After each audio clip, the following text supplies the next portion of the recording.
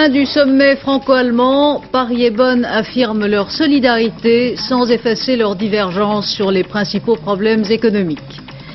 Baisse du chômage en France, l'indice d'avril enregistre un net tassement du nombre de demandeurs d'emploi, mauvais indice des prix, plus 1,4% en avril.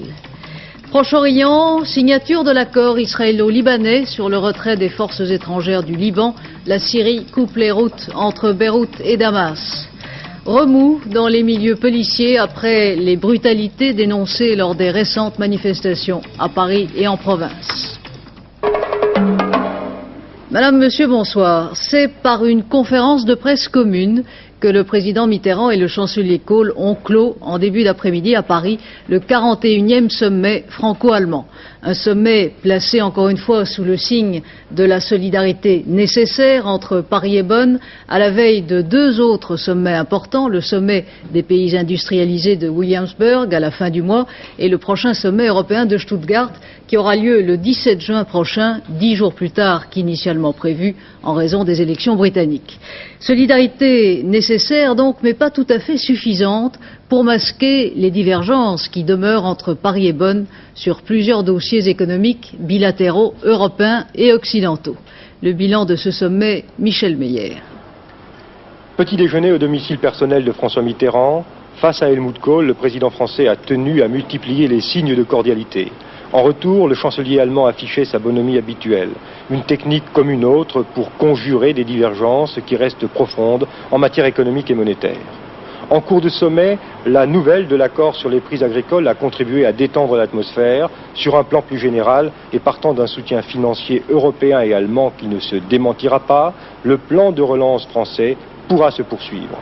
Face au taux d'intérêt américain élevé et suite au souhait du président français de domestiquer les sauts du cabri ou de cabri de la monnaie américaine en rétablissant des parités fixes entre le dollar et les autres monnaies mondiales, eh bien on ne peut pas parler d'un front commun franco-allemand à quelques jours du sommet économique mondial de Williamsburg.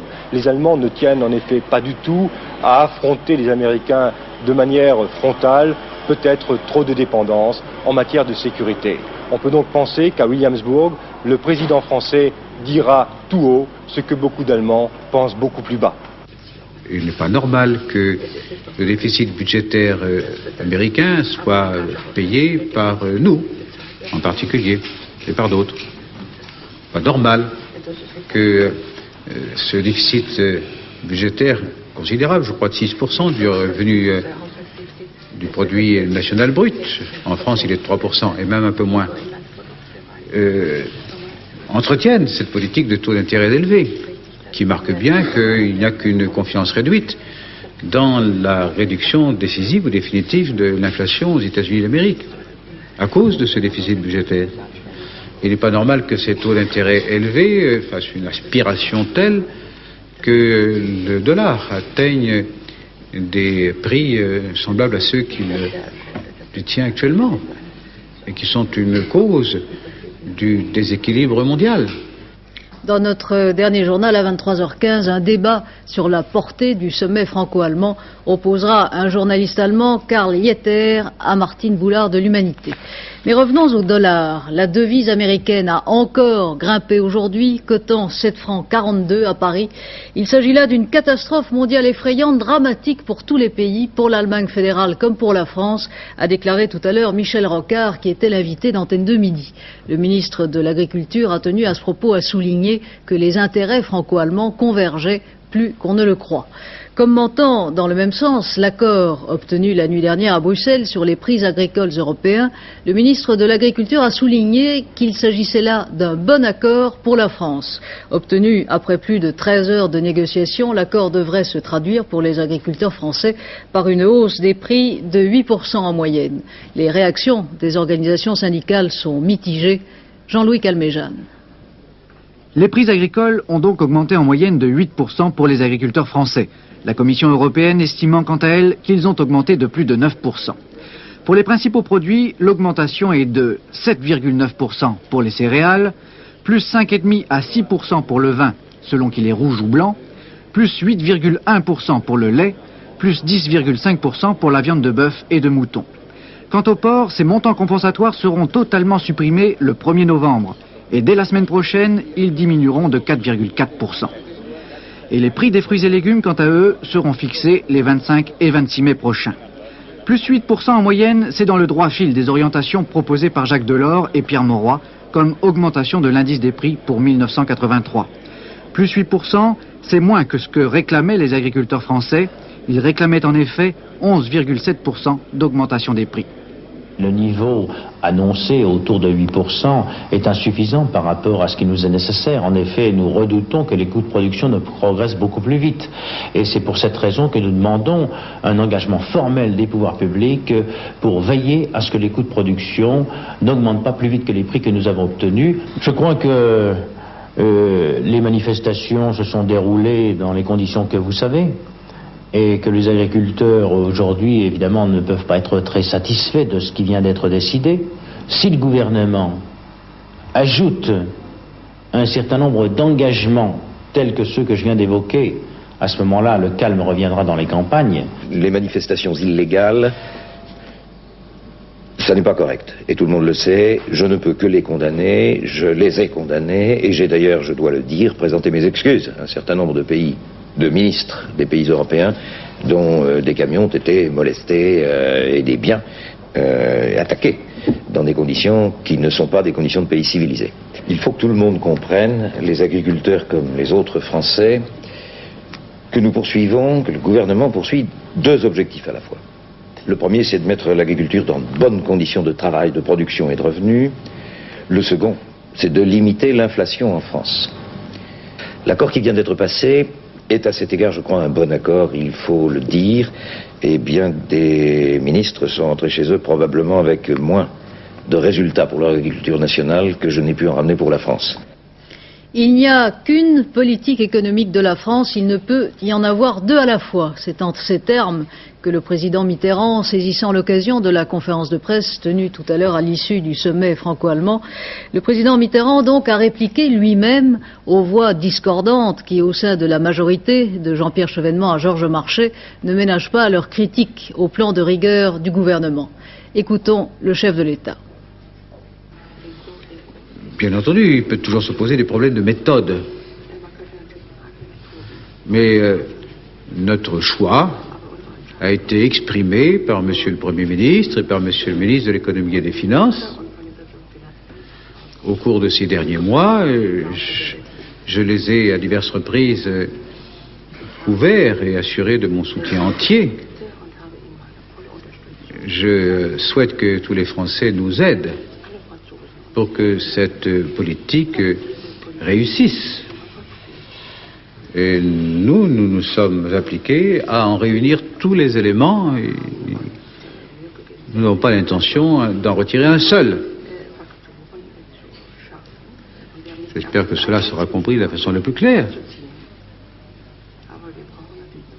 Il ne peut pas y avoir deux politiques à la fois. La réussite de celle que nous avons engagée tient précisément à sa clarté, à sa simplicité et à sa durée. Deux indices, un bon et un mauvais pour la politique économique du gouvernement. L'indice des prix pour le mois d'avril n'est pas bon, plus 1,4% d'augmentation contre 0,9% en mars. Ce mauvais indice n'est pas tout à fait une surprise compte tenu de la hausse des tarifs publics intervenue le 1er avril dernier. Un bon indice, en revanche, qui vient à point nommé étayer le plan de rigueur. Pour la première fois depuis 7 mois, le nombre de chômeurs est tombé en avril en dessous de la barre des 2 millions si l'on s'en tient aux données brutes. 1 949 600 demandeurs d'emploi très exactement. En données corrigées des variations saisonnières, la baisse est un peu moins sensible, mais confirme malgré tout la stabilisation du chômage grâce aux mesures prises depuis 2 ans en faveur de l'emploi. En un an, d'avril 82 à avril 83, le chômage n'a progressé que de 1,1%. Un résultat qui intervient au moment où les syndicats expriment avec plus ou moins de vigueur leurs réserves vis-à-vis du plan de rigueur. Martine Gilson. La stabilisation du chômage, amorcée depuis novembre donc, devrait se poursuivre jusqu'à la rentrée, quand les effets négatifs du plan de rigueur vont commencer à se faire sentir. C'est ce qu'a répété aujourd'hui Edmond Maire à Pierre Bérégovoy, et c'est précisément pour que le gouvernement prenne très vite des mesures en faveur de l'emploi que la CFDT organise le 26 mai prochain une journée d'action. Une journée sans mot d'ordre précis, qui témoigne bien de l'embarras des centrales ouvrières. Comme la CGT, la CFDT n'a guère envie en ce moment de faire descendre ses troupes dans la rue. Ces deux syndicats sont hostiles aux modalités du plan de rigueur, mais il n'est pas question pour elles, je cite, de mêler leur voix à celle de la droite. En clair, pas question de manifester ou de faire grève en même temps que les médecins ou les étudiants en droit. Nous ne sommes pas contents du gouvernement, dit-on à la CFDT et à la CGT, mais qu'on ne compte pas sur nous pour que la droite en profite. Force ouvrière n'a pas ce souci, puisqu'elle appelle demain à une heure de grève contre l'austérité. C'est la première fois depuis le plan Barre en 1977 qu'André Bergeron organise ainsi un arrêt de travail. Une preuve d'indépendance, dit-on à Force ouvrière, nous défendons les salariés, quelle que soit la couleur du pouvoir. D'un côté, une heure de grève de Force ouvrière, de l'autre, des journées d'action de la CFDT et de la CGT. Bref, des réactions pour l'instant modérées. Les vrais rendez-vous sont à l'automne, quand on connaîtra les effets du plan de rigueur. Déjeunant aujourd'hui avec quelques 300 cadres et chefs d'entreprise, l'ancien Premier ministre Raymond Barre n'a pas ménagé ses critiques vis-à-vis de la politique économique du gouvernement. Et faisant allusion à la récente proposition du président Mitterrand de réformer en profondeur le système monétaire international, M. Barre n'a pas mâché ses mots. Une monnaie solide et stable dépend de la stabilité économique et sociale d'un pays, de la crédibilité de sa politique économique et financière, de sa large participation aux échanges internationaux de biens, de services et de capitaux. Voilà pourquoi il vaut mieux mettre de l'ordre chez soi. Avant de réclamer un système monétaire international stable, qui ne peut d'ailleurs fonctionner que si les pays qui y participent respectent tous un certain nombre de disciplines, c'était là la signification des accords de Bretton Woods. Un pays, en fin de compte, ne peut avoir recours qu'en lui-même, il a toujours la monnaie qu'il mérite. Réunion des députés et sénateurs RPR aujourd'hui à Villepreux, dans les Yvelines, une municipalité conquise par l'opposition aux dernières municipales. Le président du groupe RPR à l'Assemblée, Claude Labbé, a déclaré que le rôle de l'opposition, c'est, je le cite, de dire la vérité avec fermeté. Nous ne courons pas un sprint en vue d'élections législatives anticipées, a ajouté M. Labbé, mais moins longtemps l'expérience actuelle durera, mieux cela vaudra. Fin de citation. À l'Assemblée nationale, les députés ont adopté aujourd'hui le projet de loi remplaçant la loi Sécurité et Liberté, votant à l'unanimité l'amendement gouvernemental sur les contrôles d'identité. Les étudiants en médecine, eux, ont bien du mal à se mettre d'accord, que ce soit sur la suite à donner à leur grève entreprise il y a 3 mois ou qu'il s'agisse de leur réponse aux propositions des médiateurs nommés par le gouvernement. Au terme de plusieurs assemblées générales commencées dès hier en province et à Paris, il semble que plus de la moitié des centres hospitaliers universitaires en grève acceptent le protocole d'accord des médiateurs, mais la grève est en tout cas prolongée de 3 jours. L'émotion est vive dans les milieux de la presse comme dans les milieux de la police à la suite des brutalités constatées au cours des récentes manifestations à Paris et en province. Des brutalités exercées à l'encontre de journalistes faisant leur métier par certains éléments des forces de l'ordre qui ont une conception pour le moins musclée du leur. L'Union nationale des syndicats de journalistes, dans un communiqué publié aujourd'hui, demande des sanctions. Le secrétaire d'État chargé de la communication, Georges Filiou, écrit à son collègue chargé de la sécurité, Joseph Franceschi, demandant que des précautions soient prises à l'avenir. De leur côté, différents syndicats de policiers déplorent les violences et mettent en cause l'organisation du maintien de l'ordre. Le dossier, Thierry Calmette. Manifestants, agitateurs, provocateurs, violences, blessures. Et la police, préfecture de police, CRS, garde mobile, dont le code pénal décrit précisément les conditions d'intervention. Ces fonctionnaires sont là pour exécuter les ordres. La mission prioritaire des CRS et des gardes mobiles est le maintien de l'ordre.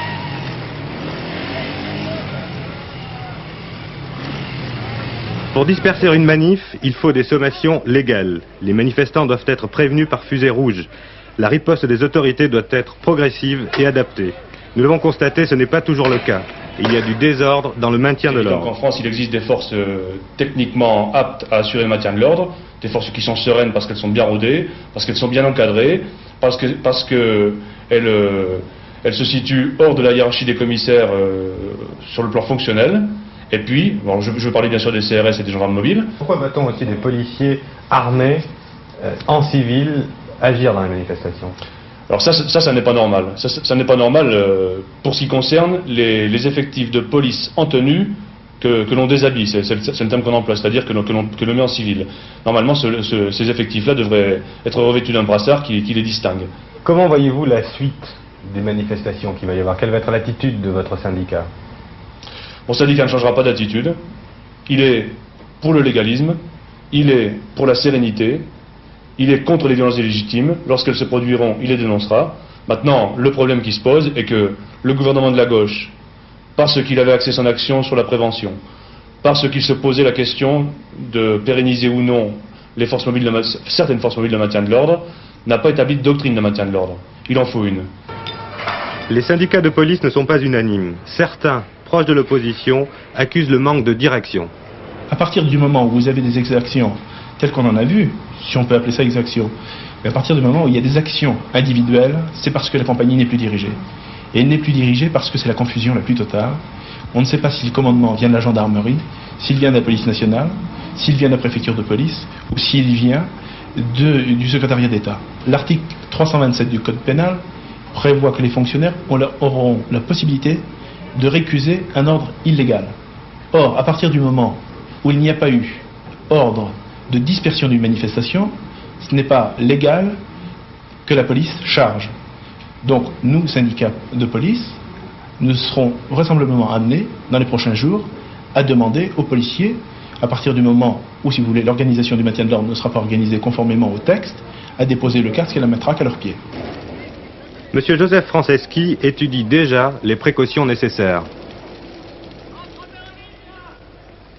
Oui, quelles que soient les difficultés qu'éprouvent les forces de l'ordre dans le feu de l'action à remplir convenablement leur rôle, et sans sous-estimer non plus les provocations de certains groupes de manifestants, il faut bien dire, Paul Lefebvre, qu'au sein même de la police, il y a maintenant un réel malaise. Oui, Christine, dans la police, on appréhende beaucoup, surtout le 24 mai, date de la grande manifestation des étudiants dans toute la France. Ce jour-là, on va peut-être s'apercevoir qu'un seuil dangereux est dépassé, que les petites crises de ces derniers mois sont devenues un grand malaise. Quels que soient les syndicats ou les catégories de policiers, tous constatent que le policier de base, mal connu, donc mal aimé, parfois mal utilisé, toujours mal compris, doute profondément de sa mission et de sa place parmi les autres citoyens. Même s'il se dit le contraire, la politique divise un corps dont la force, je dirais, la raison d'être, est justement d'être uni. Et le ministre le sait, même s'il n'en convient pas aisément. Maintenir l'ordre est un impératif social, une exigence de nous tous, et il n'est pas toujours possible de faire de la dentelle devant une foule excitée.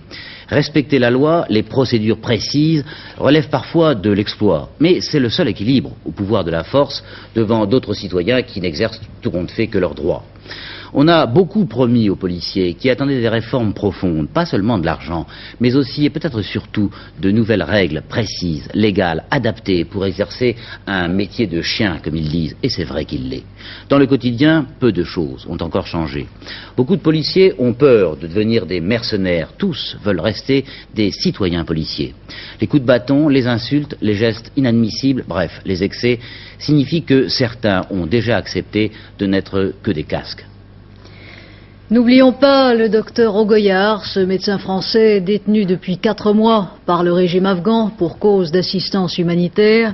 Une cinquantaine de médecins appartenant à différentes organisations humanitaires françaises ont manifesté leur soutien aujourd'hui à la gare du Nord à Paris. Ils se sont enchaînés aux portières du train Paris-Moscou dont ils ont retardé le départ d'une vingtaine de minutes. Un geste symbolique, ont-ils dit, pour rappeler à l'opinion qu'Ogoyar est toujours en prison. Au terme de 4 mois et demi de négociations ardues et après 8 ans de guerre, Israël et le Liban ont signé aujourd'hui avec les États-Unis l'accord sur le retrait des troupes étrangères du Liban. Un accord dont les partenaires soulignent ainsi le symbole plutôt que le résultat, puisque le refus de la Syrie en empêche en fait l'exécution sur le terrain. Damas a signifié aujourd'hui sa réprobation en coupant les routes entre Damas et Beyrouth, tandis que l'OLP condamne une nouvelle fois l'accord. Le président libanais Gemayel demande maintenant l'aide des États-Unis pour obtenir le retrait des troupes syriennes et l'Arabie saoudite joue les bons offices. Paul Naon. Après l'Égypte, Israël vient donc de signer un nouvel accord avec un deuxième pays arabe, le Liban. Cet accord a été signé presque simultanément au Liban et en Israël et il comporte 2 points importants. D'abord, le retrait des troupes israéliennes du Liban qui devra s'opérer dans un délai de 8 à 12 semaines. Deuxième point, ce retrait est lié à l'objectif du Liban d'obtenir le retrait de toutes les troupes étrangères, entendez par là les troupes syriennes et palestiniennes. En fait, l'accord signé entre les 2 pays n'a pas une grande valeur militaire. Ce qui est important, c'est qu'un consensus soit dégagé au niveau libanais pour entériner cet accord, et ce n'était pas évident. Ce qui est important aussi, c'est que les Américains aient réussi à obtenir des concessions de la part des Israéliens. Ce qui est important, enfin, c'est qu'après cette signature, la Syrie paraît très isolée au Proche-Orient et au sein du monde arabe, quand on sait que la Jordanie et surtout l'Arabie saoudite étaient favorables à la signature de cet accord. Reste à savoir maintenant jusqu'où iront les Syriens pour empêcher l'application de cet accord. Aujourd'hui, la tension militaire entre la Syrie et Israël a monté d'un cran, mais le gouvernement syrien a-t-il la volonté et surtout les moyens d'engager un conflit ouvert avec Israël ? Israël ne tolérera pas une guerre d'usure déclenchée par Damas, vient de déclarer le ministre israélien de la Défense. Même s'il reste sur le sol libanais quelques 100 000 combattants sous uniforme étranger, l'accord signé aujourd'hui entérine, en tout cas pour le Liban comme pour Israël, une étape importante dans des relations compliquées et parfois dramatiques. Philippe Rochaud. En 35 ans d'existence, Israël aura frappé le Liban plus que tout autre pays arabe. Et pourtant, le Liban n'a jamais déclaré la guerre à Israël et Israël n'a jamais déclaré la guerre au Liban. Officiellement, ces bombardements visaient les combattants palestiniens, mais parfois l'aviation israélienne touchait d'autres cibles afin de faire pression sur les Libanais pour qu'ils contrôlent eux-mêmes la présence armée palestinienne sur leur territoire. Tout a commencé après la défaite arabe de 48 contre Israël. Pour avoir aidé les Arabes, le Liban a dû signer lui aussi la convention d'armistice. Depuis lors, il n'a plus jamais participé à la guerre. En 67, pendant la guerre des 6 jours, il a dû pourtant accepter de recevoir des dizaines de milliers de réfugiés palestiniens qui se sont armés. Et c'est à ce moment qu'a commencé la guerre d'Israël au Liban.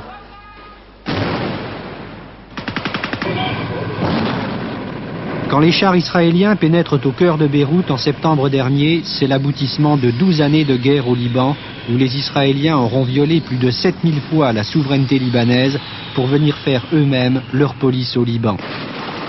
L'armée israélienne s'est toujours défendue d'avoir ici des visées territoriales. Elle voulait surtout éliminer la présence armée palestinienne et tenter de se faire un allié de ce petit pays peu engagé dans la cause arabe.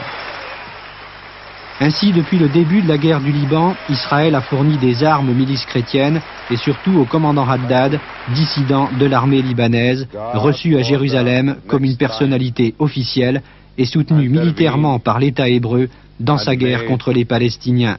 Haddad reste aujourd'hui la pièce maîtresse d'Israël au Liban. Rapports ambigus aussi sur le plan économique. Israël a déversé ses bombes sur le Liban, mais également les produits de ses kibboutz, espérant concurrencer l'un des pays les plus commerçants du Moyen-Orient et voir s'ouvrir les portes des marchés arabes. Ces étranges relations de voisinage aboutissent ainsi à la signature d'un traité sous l'égide de l'Amérique, alliée des 2 pays. Le Liban est le 2e État après l'Égypte à signer avec Israël. Tout le prédisposait pourtant à être le premier. Reprise aujourd'hui à Genève des négociations sur les euromissiles entre les États-Unis et l'Union soviétique. Suspendues pendant plus de 6 semaines, les discussions ont repris entre les 2 délégations qui en sont à leur 76e séance. Nouveau bilan des arrestations au Chili. Après les manifestations contre le régime, 500 personnes ont été arrêtées lors des rafles de samedi dernier. Et selon un rapport d'Amnesty International publié aujourd'hui, des prisonniers politiques chiliens sont systématiquement torturés par la police secrète du général Pinochet. Prise d'otages à Rome, dans un bureau de poste, les Brigades Rouges en seraient les auteurs. La police encercle le bâtiment. Revenons à l'actualité en France avec l'inauguration de l'École nationale supérieure de création industrielle à Paris. Deux ministres, Jacques Lang, ministre de la Culture, et Laurent Fabius, ministre de l'Industrie et de la Recherche, y assistaient, soulignant ainsi leur volonté de lier la création et l'esthétique au développement économique. Monique Atlan. Il y a eu une absence de formation de designers et de créateurs. Et il faut dire la vérité, une coupure entre l'industrie d'une part et la culture d'autre part. Alors que plus que jamais, comme ce fut le cas en France, par exemple, à la fin du XIXe siècle, au moment du grand mouvement industriel, ou encore entre les deux guerres, plus que jamais, économie et culture, c'est un même combat. Et c'est pourquoi le président de la République a souhaité que le gouvernement crée une nouvelle école, l'École nationale supérieure pour la création industrielle, qui regroupe des élèves qui, dès leur entrée en fonction ici même, se salissent les mains, mettent la main à la pâte à travers des projets industriels concrets. Et notre pays a besoin de former des hommes et des femmes capables d'inventer de nouvelles formes pour notre industrie, de nouvelles formes de voitures, de nouvelles formes pour les objets de notre vie quotidienne. Et l'expérience le montre. Plus nous serons capables de produire des produits de grande qualité par l'usage ou par les formes, plus notre pays exportera ces produits à l'extérieur. Et plus nous serons capables de sortir de la crise. Alfred Fabrelus vient de mourir, essayiste, journaliste, passionné par la politique de son temps jusque dans ses évolutions et ses contradictions. Alfred Fabrelus, qui avait 84 ans, a continué d'écrire jusqu'à ses derniers jours. Deux informations encore qui touchent à la presse. La future 4e chaîne de télévision aura sans doute pour patron Alain de Sédouy, qui a démissionné il y a quelque temps de la première chaîne. Il vient d'être nommé dans ce sens conseiller du président d'Havas, André Rousselet, qui préside au projet. Et puis des lauriers pour notre ami Patrick Menet, journaliste de l'agence France-Presse, qui vient de recevoir le prix Albert Londres 83 pour 10 ans de reportage et pour son livre La kleptocratie en URSS. Et maintenant, parlons du temps de demain. Alain Gillot-Pétré. Eh bien, nous aurons un petit mieux relatif. C'est pas le Pérou. Remarquez qu'au Pérou, en ce moment, il fait un temps de cochon. Mais enfin, ce sera un léger mieux. Regardez la photo satellite. C'est la bonne, celle-là. C'est assez clair. Ces nuages-ci vont s'en aller progressivement vers le nord-est. Ils resteront simplement demain matin sur les Alpes, puis ensuite ils partiront. Et sur la moitié nord du pays, il y aura ce qu'on appelle ce retour d'occlusion. C'est de l'air chaud qui a été balancé en altitude et qui donc y reste et qui donc va stagner demain, va s'en aller lui aussi vers le nord-est, mais en stagnant, donc sur la moitié nord du pays. Regardez la carte maintenant, cela vous dira mieux. Sur la moitié sud, disons au sud de la Loire, après dissipation des brumes et brouillards matinaux, c'est du grand beau temps, surtout en Méditerranée, peut-être quelques averses encore très rares du sud-ouest au centre-ouest. Sur la moitié nord, davantage de nuages, des éclaircies et quand même quelques averses localement orageuses. Les températures maintenant, oh, c'est sans grand commentaire, c'est la même chose qu'aujourd'hui. Tiens, Marseille n'est pas droit, je le remets droit. 15 degrés minimum dans le nord-ouest, 23 maximum à Bastia, 18 à Paris, 17 à Strasbourg, 16 à Biarritz, peut-être une petite faiblesse sur Biarritz, mais enfin. Demain, mercredi 18 mai, 2 minutes de soleil en plus, levé 6h08, couché 21h27 et nous fêterons Saint-Éric, qui est le patron de la Suède.